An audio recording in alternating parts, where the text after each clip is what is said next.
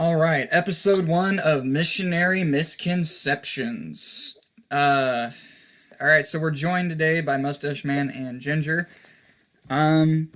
So we start out with basis of belief. Mustache Man, what is your belief? I am an atheist, and in that I don't believe in really any higher powers out there. Okay. That's pretty much the first. All right, Ginger, what is your belief?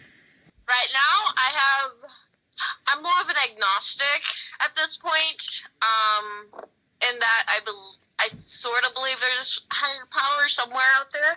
Don't know what, don't know who, but at the same time, I don't know what I believe really at all. Okay. Let's see. So my belief, for the people who are listening to the podcast, I am a Christian. I don't follow contemporary Christianity, the regular stuff that you'll see in most churches or Catholicism or anything like that. I basically, when I was young, I picked up the Bible and I was like, all right, this is what I want to follow. And I went through everything, and what's written there, that's what I go with. I don't go with if anybody says anything against that, like, oh no, you're supposed to do this instead of this. And to which I respond, okay, but it's written like this. So that's my basis of belief. So, Mustache Man, do you speak on behalf of most of the viewpoints of atheism? Do you feel like you're more in that area, or is it your own unique atheism? Well, as far as my viewpoint on just atheism in general, I'd say that I'm partially in the majority, but as far as my views on people from various religions, I'd say that I have more of a unique outlook for that. Okay. And that is because a lot of atheists you'll see in today's standards, they'll generally be anti-religion kind of. Mm-hmm. And that's not how I am really at all. Right. I don't really care if you're religious at all. Right. I think that it shouldn't be. I think that you can live and let live. Right. Okay. Just live and let live. I gotcha. So, Ginger, do you feel like you speak on behalf of most agnostics? What you believe is pretty close to what they do, or is it more of a unique circumstance for you as well? I'd say I speak for most people who are lost and confused and don't know what's going on. Okay. I mean, but I'm also speaking for those who are looking and searching, Right. at the same time. Okay. I mean, I guess I could say for most agnostics that are actually searching, yeah. Okay. So I do not speak on behalf of most Christians that are out there because of the stuff that I believe in as far as the Bible's concerned. Most Christians, I mean, there's some stuff that we can all really agree on, like the sacrifice of Christ and, the afterlife, things like that. But when it comes to Christian duties and obligations and what exactly we're supposed to do, different things like that, they wouldn't agree. Mustache Man, when did you first start your magnificent journey into atheism? Well, I think that I kind of decided for definite that I was atheist somewhere around 5 or 6 years ago, but I know that I was kind of leaning towards that for more like 9 or 10 years. Mm-hmm. I had a choice there. And so, I mean, even from a young age, I was able to start thinking about it for myself. Okay. And that's how I ended up taking it. Right. Okay, that makes sense. So you were more of an open, all right, this is my choice, let's see what I do kind of thing. Yeah. All right. Ginger, as far as your position that you're at right now with agnosticism, when did you first start getting into the position of agnosticism and saying, okay, I'm agnostic? I don't really know if I define myself as agnostic. I just that's the closest thing I have right now. Right. I started, questioning my previous beliefs around, 2 years ago. Yeah, about 2 years ago. Okay. And I was Seventh Adventist before, and I switched over to not knowing what I believed because of the circumstance I was in. A bunch of circumstances that happened. And so I started questioning what I really believed, and about 2 years ago. Right. And I mean, I really don't think I actually believed even before that. Right. What I was, you know? Okay. So it was a gradual thing rather than I was up and raised with it type of thing. Yeah, it was more of a gradual pulling away from what I was born into. You know? Okay. I gotta say that as far as your step to previous beliefs to agnosticism goes, I can't speak for everybody, but I would imagine, from what I understand, a lot of people who end up becoming atheist, they don't really go from religion to agnosticism to atheism. They actually go from just religion to atheism, because when you break the whole, I don't believe in this religion, it kind of ruins the ability to get into a different one for some people, and so they just settle down with atheism. They think, okay, I just this is where I'm at. I'm not really confused. I think I've got to figure out. So I think it's kind of unique that you go from your beliefs to agnosticism rather than your beliefs to atheism, which is what we see with a lot of people, what they do. Yeah. So, Mustache Man, why is it that you settled down for atheism instead of other religions or even agnosticism? Well, for a long time, when I was first looking into the religious aspect of life, with my parents and everything, my family has always had more of a relaxed view on that. Mm-hmm. And that if your parents were super Christian, you don't have to go to church and all that. They're not going to force you to. You can make your choice there. But I mean, in the same breath, if you have atheist parents and you decide that you want to follow a certain religion, they're not going to tell you can't go to church and stuff like that. They'll let you go. They'll even take you. Right. It's more of a, my family lets you have your own choice. It's your own life. You get to choose how you're going to live it. Okay. And that's just how it's been. And so when I was younger, I started kind of looking into various religions, and I had friends who were both. I had some atheist friends. I had some theist friends. Mm-hmm. And I was getting information from both sides. Yeah. And so I kind of understood a bit of the concept of what God was, the creator and everything. And so I looked into the Bible a little bit. I asked some of my family members some of it, specifically uncles, and they gave me some information on it. Okay. And from there, I tried to take a logical approach to it. Right. And in a lot of things that I do in my life, I like to try and apply logic to it. I like to try to see something that I can feasibly rationalize in my head. Right. And so I would take these individual religions and the branches of Christianity too. Mm. And I would say, in my mind, I would think, okay, does this seem like something that I can really wrap my head around, like something that I can fully say without a shadow of a doubt that I believe? Yeah. And then if it came up no, I would try something else. If it came up yes, I'd settle on it. But as it turned out, none of the religions I tried came out with yes. Yeah. So eventually I started looking more into the scientific answers for certain things, such as the creation of the universe, the Big Bang and all that. Right. And I looked into that, I thought about it, and it sounded really reasonable. Yeah. And so I started studying more into it, and I looked into things like evolution and all that. And I eventually just kind of decided that to be my truth.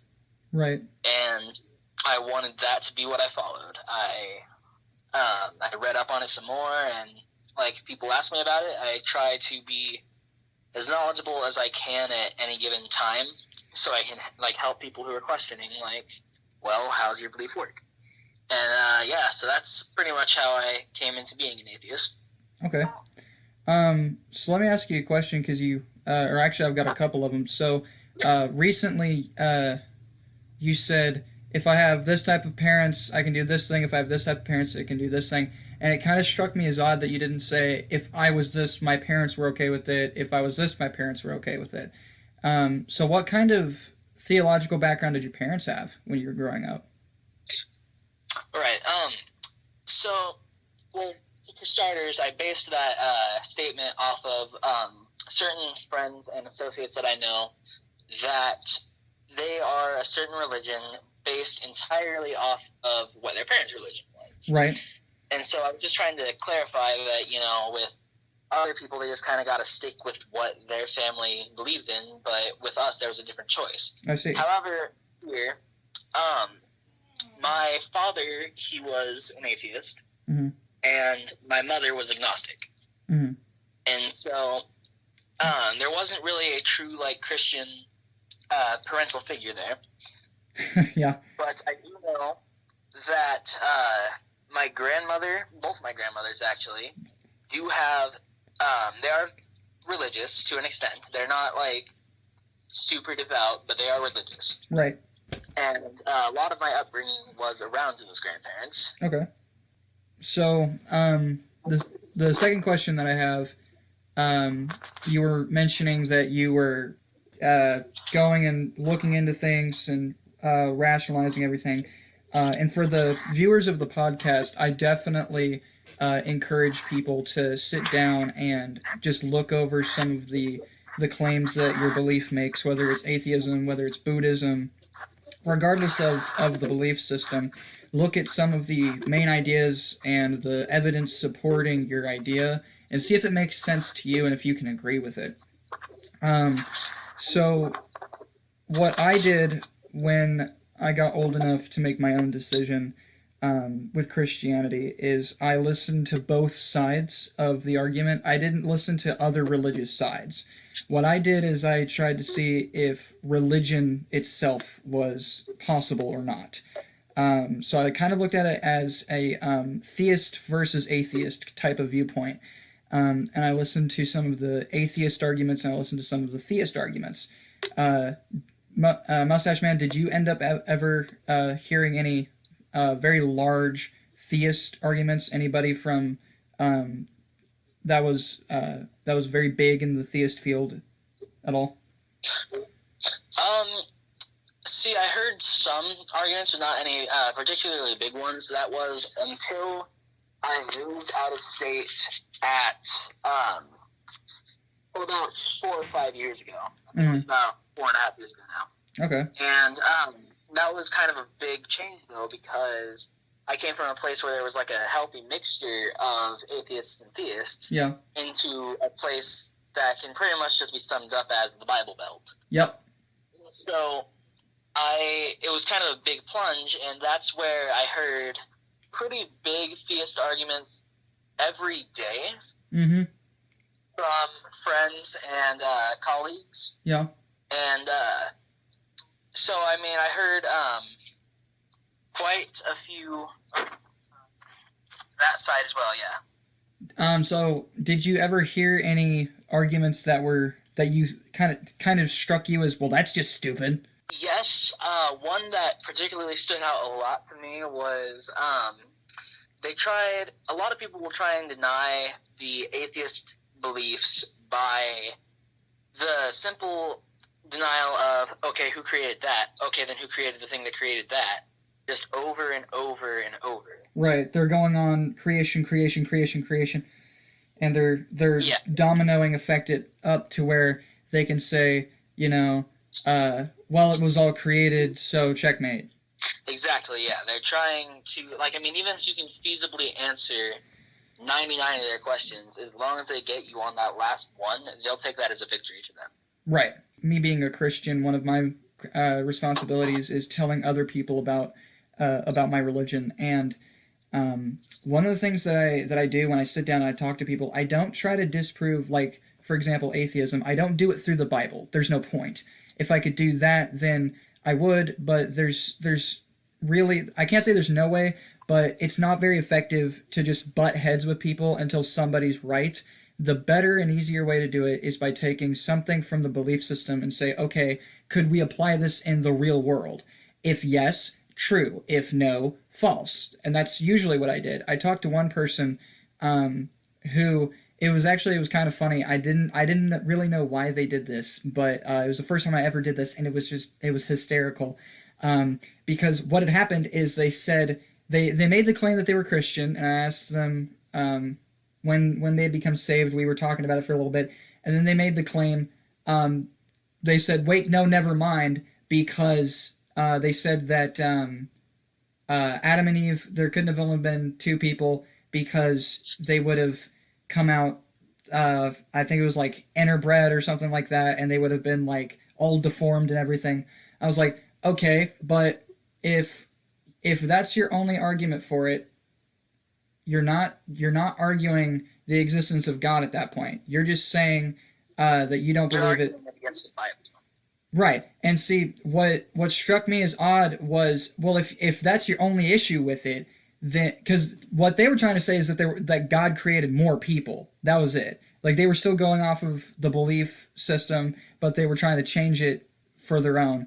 And what I was trying to say is, why couldn't, because God in the Bible is omnipotent, he has the ability to do anything, why couldn't he just not make the kid horribly disfigured? And why couldn't he just make it normal? I mean, technically, he built the body's reproductive system at that very moment for the people who were quote unquote related.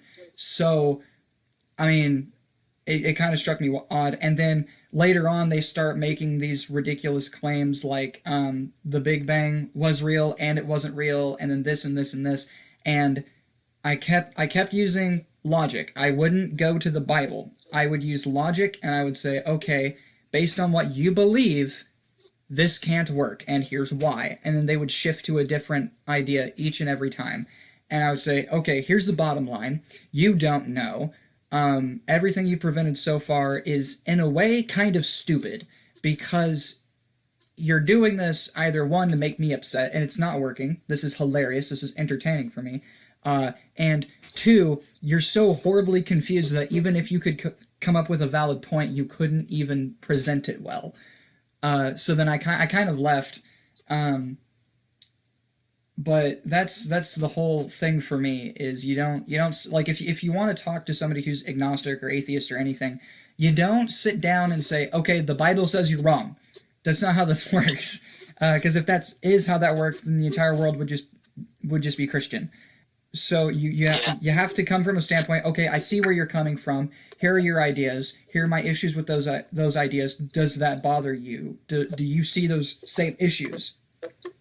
Yeah, and see, I think that's the more appropriate approach to all that, because, like you were saying, like, trying to argue against a atheist's beliefs by using the Bible, you're not going to get anywhere with that. You're just trying to clash at that point. Right, yeah, because that's the very thing that they don't believe in, so they can't take literally anything you say is true at that point. Yeah, it's just like, well, hey, you know this thing that's false? Well, it says that you're false. Yeah, and the way that I like to describe it, it's kind of like trying to prove math through English. It's two completely different things. You can't. Algebra. Algebra. That's agnostic. Exactly. Yeah. That's the middle ground. Yep. So, let's see if I can figure out to get back on track. Yeah, okay, so we originally came from why do you believe, I think is where we came from. So, Ginger, why is it that you are agnostic? I'll start with, I was a Seventh-day Adventist. I was very much so a good Christian girl for many, many years. I grew up with very strict, conservative Christian parents, Seventh-day Adventist. Right. Was actually adopted into that family. Before I was adopted, I was also in another foster family that was also Seventh-day Adventist. Uh-huh. But the family I ended up with was very conservative Christian. There were many things we could and couldn't do because of the religion that they were. They pretty much forced me to be Seventh Adventist, even if I didn't really necessarily believe. I was under their house, under their roof. I was to do what I was told. I was a child. I didn't know any better. I mean, I was pretty much forced to do as they were told for the religion. Okay. If they were celebrating the Sabbath on Saturday, I'd have to do everything I was told to celebrate the Sabbath, not break any of the rules, or I would get in trouble. Yeah. They would put me in, like, grounding or take away this, that, or the other thing for breaking the Sabbath, which I knew was wrong. Yeah. I never really thought of it until maybe 3 years ago, and then I started questioning it about 2 years ago, yeah. Mm-hmm. But about 2 years ago, I started actually thinking about, well, what do I believe? What do I believe? Not what do my parents believe, what does my family believe, what do I believe? And to this day, I'm still searching. Mm-hmm. What do I believe? Who am I? Mm-hmm. I don't really know at this point if there really even is a higher power out there. Right. But I am still searching, is the thing. For many years, it was, well, pretty much until I aged out enough to move out is pretty much how it went, that I had to abide by my parents' rules for Christianity. Mm. We went to church on Saturday morning. We would start observing Sabbath Friday night. Mm-hmm. And it would end on Saturday night that we would stop observing Sabbath. Right. And it would just be a continuous cycle every week. We'd observe Sabbath from sundown to sundown on Saturday. Yeah. And it was just a continuous thing. Yeah. For many years. I started questioning it about 3 years ago, and I actually started thinking, what do I believe, about 2 years ago. I mean, I was a rebellious teenager. I still am. Yeah. Yeah. The thought never really crossed my mind, what do I believe, up until 2 years ago. Hmm. After going to public school for a while there, my parents were homeschooling for many years and private school for many years, Seventh Adventist specifically. Yeah. I finally decided I needed to go to public school to finish off my high school education. Mm-hmm. My mom was never really thrilled about that. She really didn't want me to go, but she let me. Mm-hmm. She controlled my friends pretty much for the most part. If I had a friend that I wanted to bring over, it had to be, okay, who are their parents? Who are they?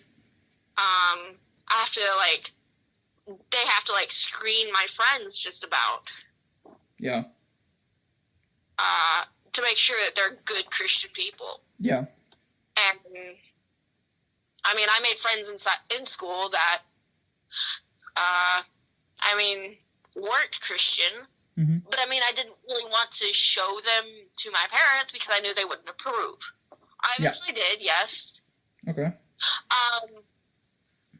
But, yeah, I finally got sick of it and eventually moved out. But the being forced to be Seventh Adventist is not a good thing for parents to do, in my opinion. I completely agree. Or any Christian, or any religion, or atheism, really. Yep. Any belief system. It's horrible. It really is. Yep. But yeah, that's pretty much my background. Yeah. There were many rules that we had to follow even throughout the week mm-hmm. that were just horrible, that I just had to put up with. Yep. You know? Okay. I'm actually gonna switch it up now. I'm gonna do Ginger and then Mustache Man. Ginger, what's a misconception of agnosticism that people should know is false? Well, I mean, people might get it confused with atheism, I guess. Mm. Some people don't even know what it is half the time. They just go with atheism or Christianity or whatever. Okay. I didn't really know what agnosticism really was. I didn't have a word for it for a long time there. Mm-hmm. I just knew that I didn't believe in Christianity really, but I didn't know that I didn't believe at all. Yeah. It was just kind of stuck in the middle area. Right. finally got a word for it recently, and I'm like, yeah, that's pretty much it. I know I don't believe in nothing. Right. I know I have a belief in something. I just don't know what. Right. Okay. I'm a, Mustache Man, what's a misconception of atheism that people should know is not true, is completely false? The biggest one that sticks out like a sore thumb to me is the people who confuse atheism for Satanism. Yeah. There's a lot of people who think that atheists are worshippers of Satan, and that was especially true when I moved out here. And a lot of them thought that as soon as I told them that I didn't believe in God, for some reason their first instinct was, well, you must worship Satan. Mm-hmm. But the thing about that is, though, that's just blatantly wrong, because you can't really believe in one without the other. I mean, even Satanists believe in God, and like Christians and all them, they believe in Satan. They think that he exists. They acknowledge him. Right. They don't necessarily worship him or anything like that, but they at least acknowledge it. Right. As an atheist, I don't have belief in either party there. Right. I don't really believe in one without the other, so I don't really stand as either a Christian or a Satanist. Yeah. And, yeah, it's just kind of surprising that some people don't know that. Okay. So some people say that atheists they don't want to believe in a religion. Like no, I'm completely against that. I don't want to believe that. If someone had presented them evidence which is pretty compelling, they'd still completely disagree, be like, nope, I have nothing to do with that. Is that a misconception, or is that true in your case?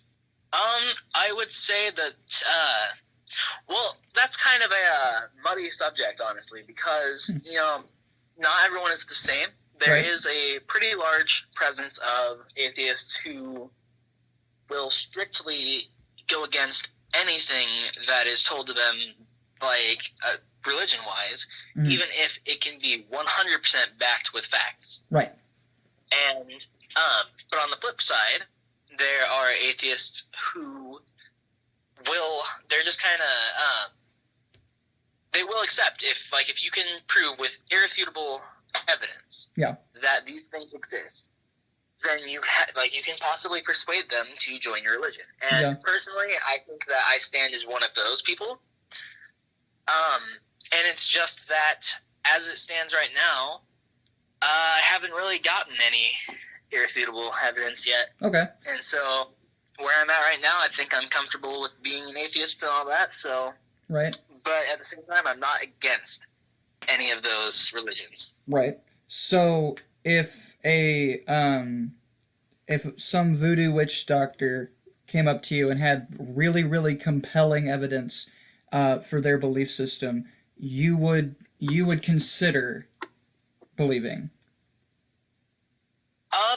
Yes. Now, the way, though, that pretty much what it would take for me to fully put my belief into something, a belief, would be for me to experience it, for myself. Right.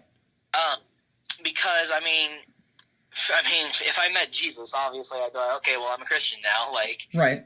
That's real. That's where I'm at. Right. But, if somebody else is like, well, Jesus was in my room last night, I'm just going to tell them, well, that's kind of creepy, and, come back with evidence. Right. Yeah, I mean, I'm right there with you. We can't just, everybody that claims that Jesus was in their bedroom last night, we can't just think, oh, okay, you're telling the truth. That's, I mean, that I think, I feel personally as a Christian, I feel that's dangerous. And some people might think I'm crazy, but I mean, in all fairness, even in the Bible, it talks about how people are going to say that Jesus is here and he's not yet. So, even the Bible talks about how it's a good thing to be skeptical of things that other people say.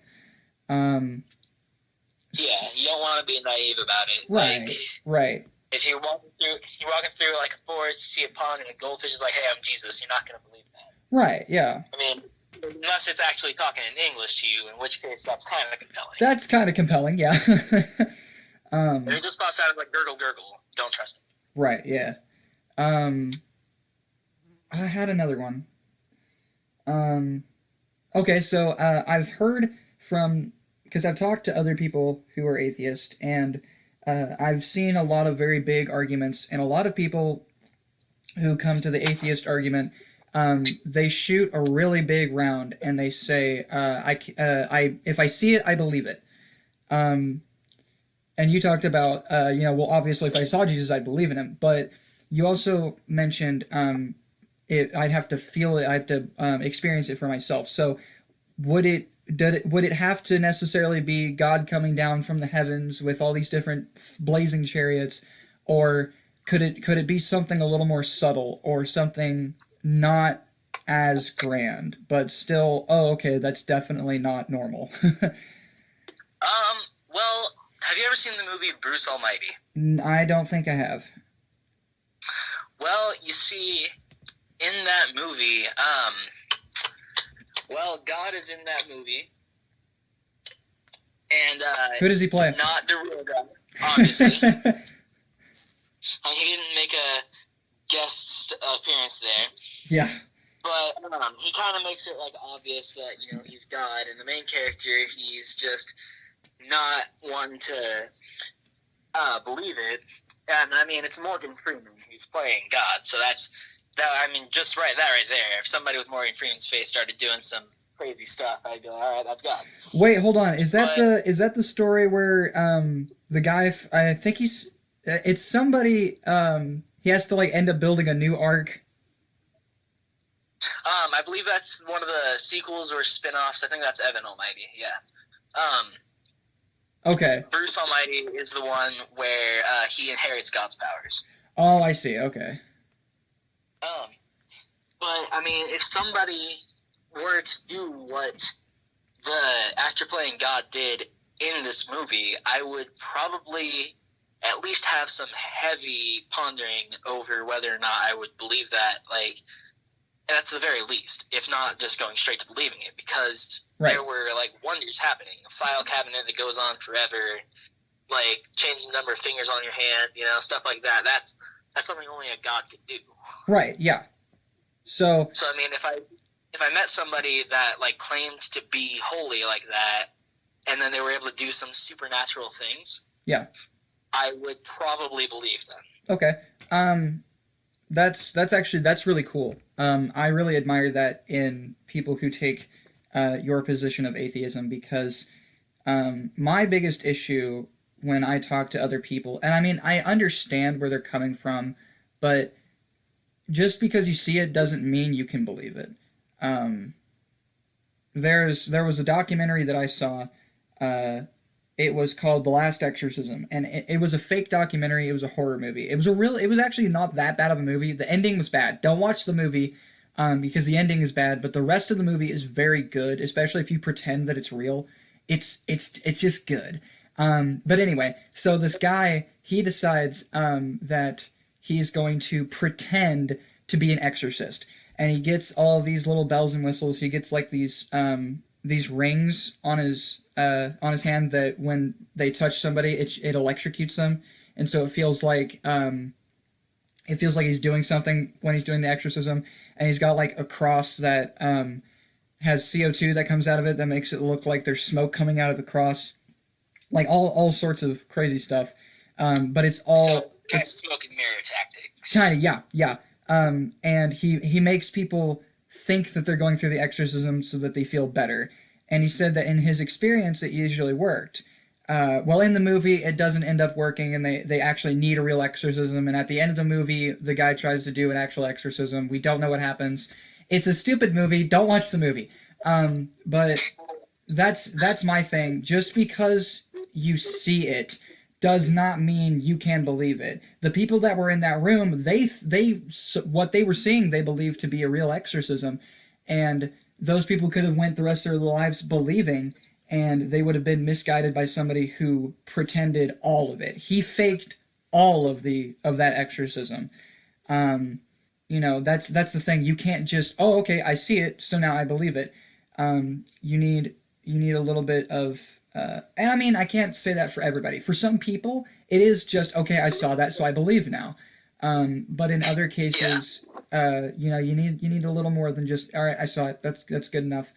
And like I said, that's really cool that that you would say if I had some type of personal thing that happened to me, then it would be enough to convince me.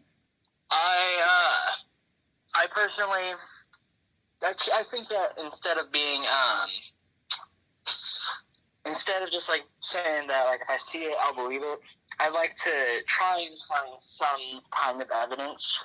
Obviously, like, Right.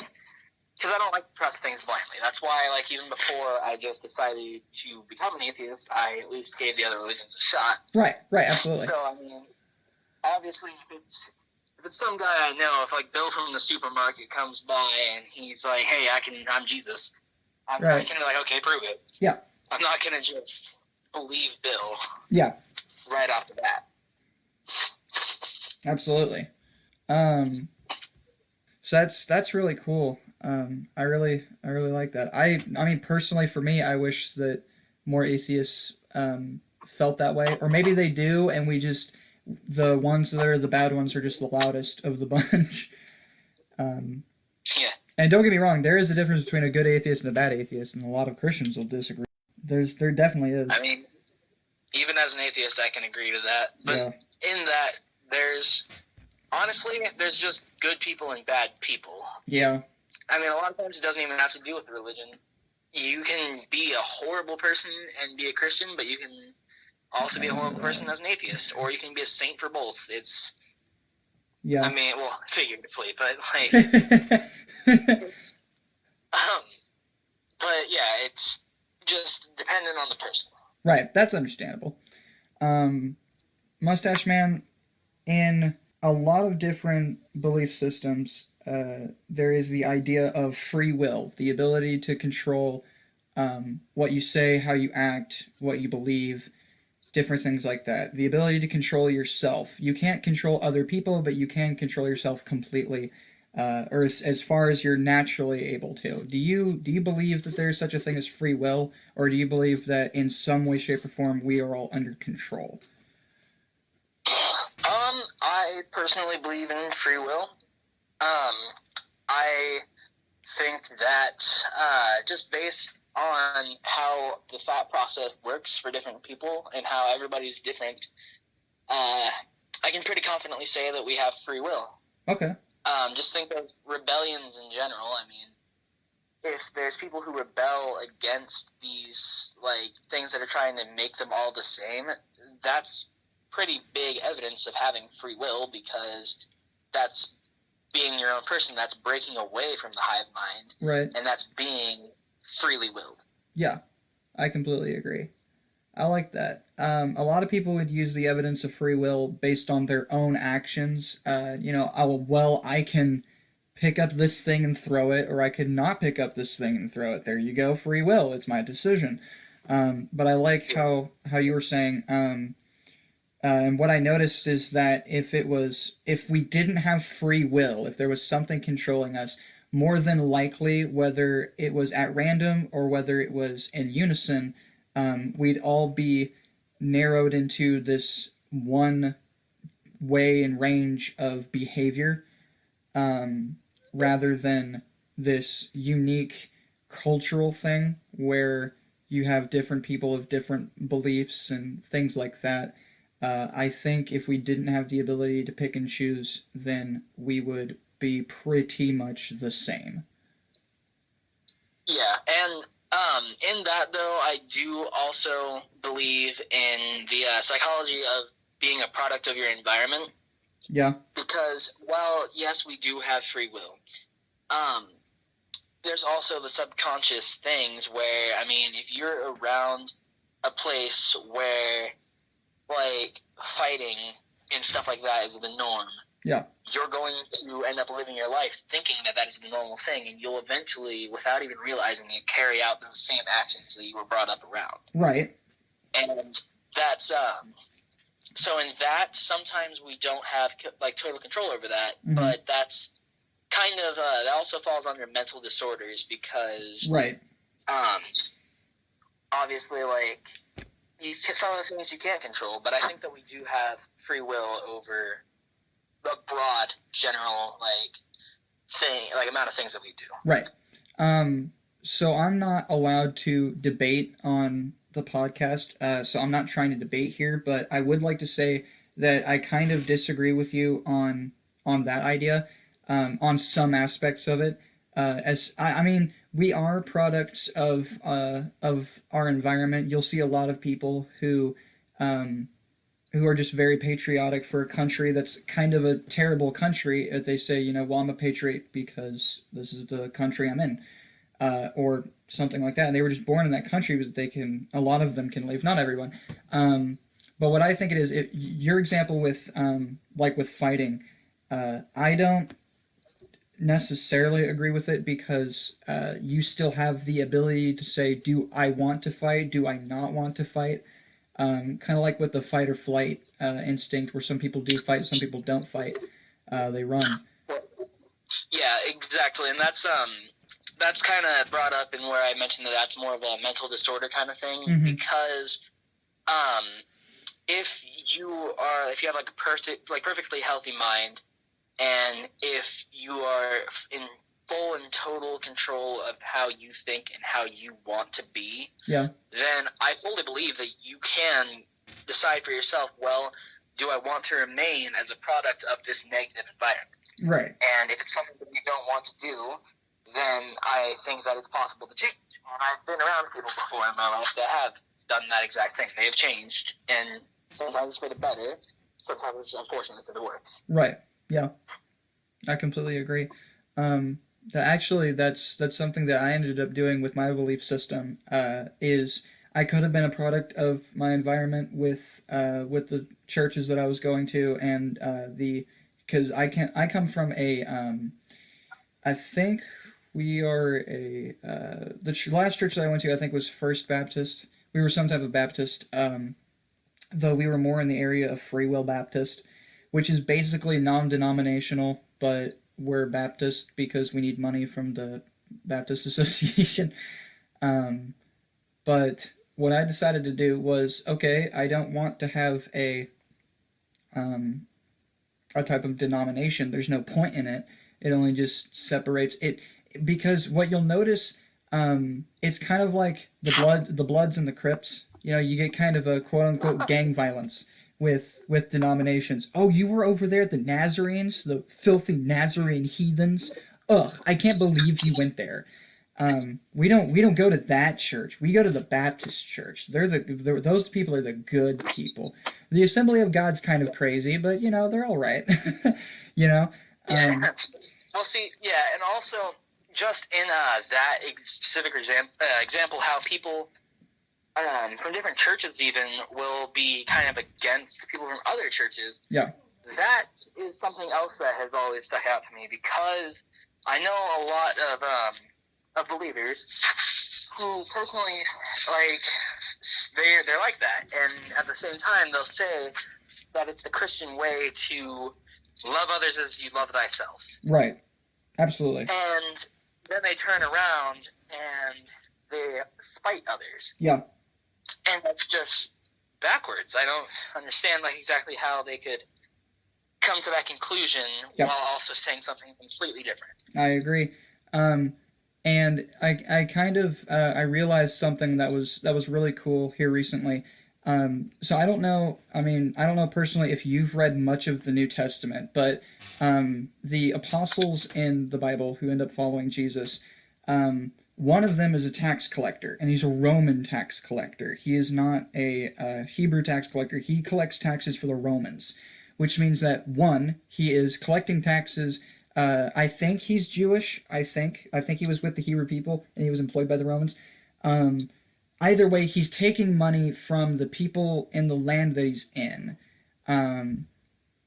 And that's a bad thing, because these people don't have a lot of money anyway. And he's the only person in the apostles that is a tax collector.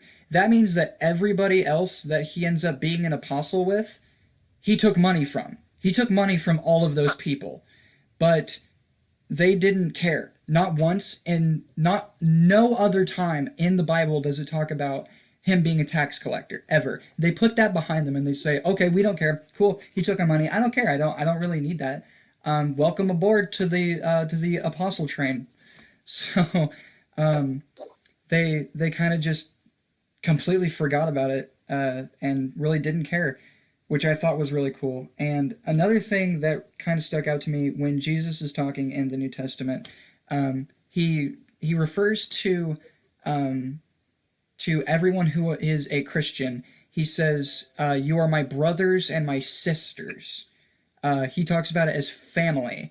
But when he talks about loving people, they ask him, "What is the greatest commandment?" And he says, "You are to love your father as you love yourself. The second greatest commandment is to love." He doesn't say your brothers and sisters.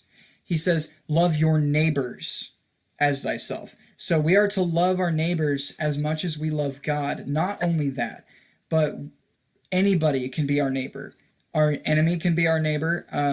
Our brothers and sisters can be our neighbor. It depends on how you interpret what a neighbor is, but ultimately anybody that takes that place of neighbor is who you are supposed to love. And the reason that was such a powerful statement was because the Romans were the Israelites' neighbors. Those people that had just taken their land were people that those people were instructed to love. Those were the people who they were supposed to love.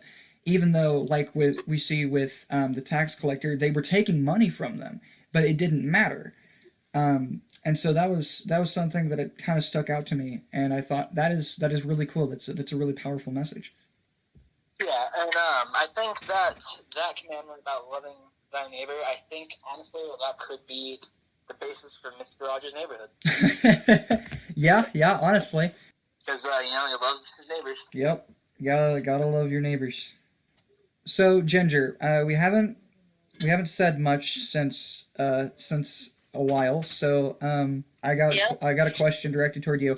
So I understand that you come from a bias where you kind of view the Seventh-day Adventist as a negative thing, and I mean rightly so. That's completely understandable.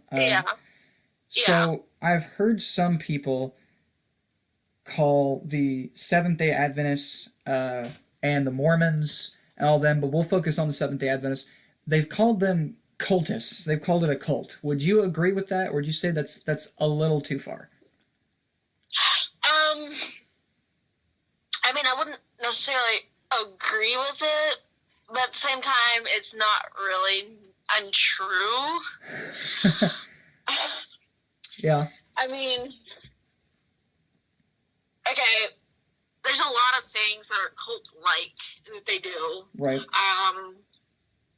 They have this little youth group that they call Pathfinders, that they try to involve the kids with the church to gain more members, pretty much. Right.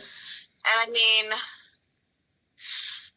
once you're baptized, you're considered a member, or if you're born into a family that's full of members, you're technically a member. All right. So let me ask you some questions real quick.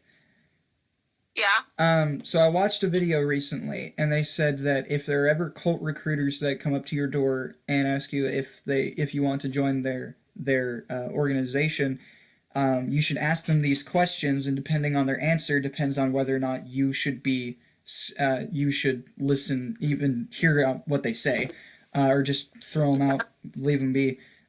So were the Seventh-day Adventists, the church that you were in, were they in control of your finances in any way? No, they were not in control, but they would. Okay, they had what was called an offering. Okay. Okay, and you were supposed to, well, according to being a member and all that, what was it called? It was an offering. It was actually, they had a different name for it, and now I forgot it. Yeah. But it was technically like, I think it was either 5 or 10%. Yeah. I don't That's remember which, of what you had like, possession-wise, Yeah. money-wise at least, you were supposed to give, it started with a P and I can't remember. Okay. I think it started with a P. Anyways, you give 5, or I think it was at least 5, it might have been 10% of your money back to the church. Okay. As, like, to God, you know? Yeah.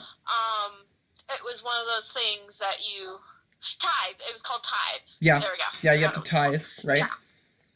Yeah, that was the word.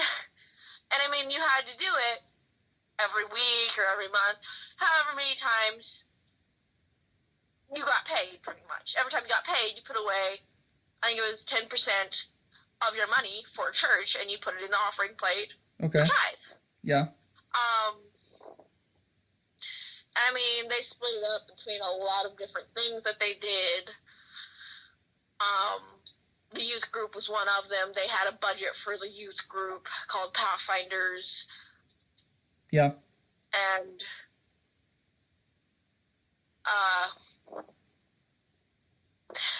they had a budget for, I mean, a bunches of other stuff.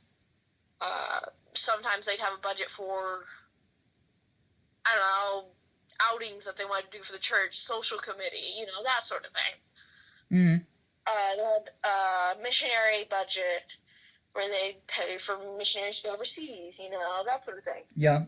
So technically, I guess they had some control over it because you signed a thing when you got baptized saying that you would. Okay. But I mean, you didn't get one to or anything. Other members would say, "Did you pay your tithe?" And Right. no, So, you know? But I mean, they didn't control it. did you ever go to the youth gatherings or youth ministries or whatever it was that they were at? Did you ever go to those? Yes, for a long time there, as part of their Pathfinder group. Okay. They said that it was like a Christian version of Boy Scouts / Girl Scouts. Okay. That's Girl not Scouts, good. they pretty much, and I mean, if we went on a camping trip, they'd have the tents separated and all that. Right. So, I mean, it was, yeah. The people who were in charge, well, first of all, what was the age range in that? I mean, they had counselors that were however old. I mean, they started at 18 or 17, depending on the church, Mm-hmm. and they went up to, I mean, elderly people for counselors. Right. But the kids the that were Pathfinder there. group usually stopped with the youth being around 18, I'd say. Okay. But I mean, you could still technically be in it if you're older, if you didn't get like the honors or whatever from the years before. Oh, okay. So yeah, what was could be at any age. what was the youngest that you saw there in the ministries? Not working, but just in the ministries. Oh, a year, 2 years? Really? There were some young ones. So there was there's a 2-year-old that was the son of one of the directors, and she had him in the group. Okay. All right, guys. Well, we were gonna continue, but we won't be able to tonight. That's really all the time that we have. We'll cover more stuff in later podcasts. So this was the first episode of Missionary Misconceptions. I hope that for those of you listening to this podcast that you enjoyed it, or you found it entertaining in some way, or you learned a thing or two. So thank you guys for tuning in. Thank you guys for being on tonight. I really appreciate it. All right, well, thank you for having us on the podcast, and have a great night. Yes, thank you. I hope you guys have a great night too, including the people who are listening to the podcast, and I'll see you in later episodes.